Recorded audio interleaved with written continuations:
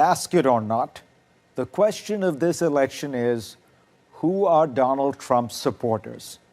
One way to answer is to widen the scope beyond the United States. Trump is part of a broad populist trend running across the Western world. Over the last few decades, we've seen the rise of populism, both left-wing and right-wing, from Sweden to Greece, Denmark to Hungary.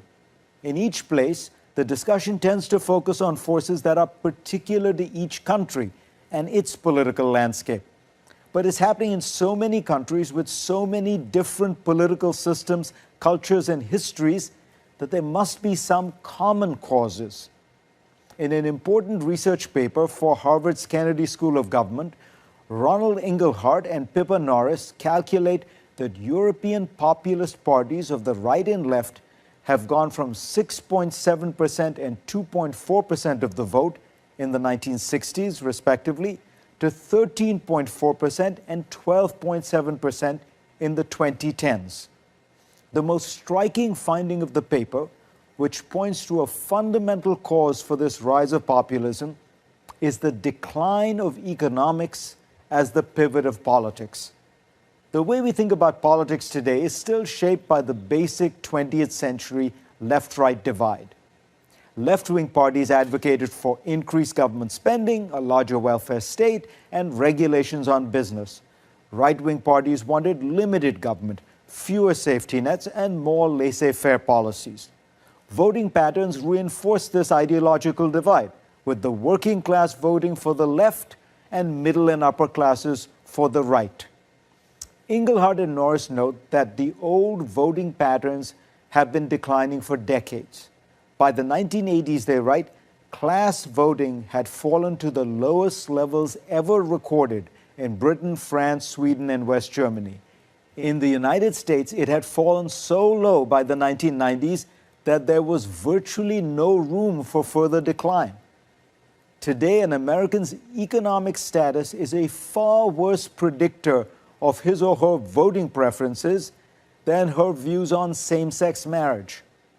The authors also analyzed party platforms in recent decades, and they found that since the 1980s, economic issues have become much less important. Non-economic issues, social, environmental, have greatly increased in importance. As economics declined as the central force defining politics, its place was taken by a grab bag of issues that could be described as culture. It began, as Inglehart and Norris note, with young people in the 1960s embracing a post-materialist politics, self-expression, gender, race, environmentalism.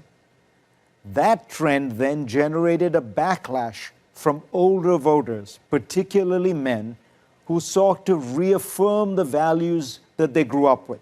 The key to Donald Trump's success in the Republican primaries was to realize that while the conservative establishment preached the economic gospel of free trade, low taxes, deregulation, and entitlement reform, conservative voters were moved by very different non-economic appeals about immigration, security, and identity. This is the new landscape of politics, and it explains why partisanship is so high, rhetoric so shrill, and compromise seemingly impossible. You see, you could split the difference on economics. After all, money can always be divided. But how do you compromise on the core issue of identity or national culture? You see, each side today holds deeply to a vision of America and believes genuinely that what its opponents want is not just misguided, but, well, deplorable.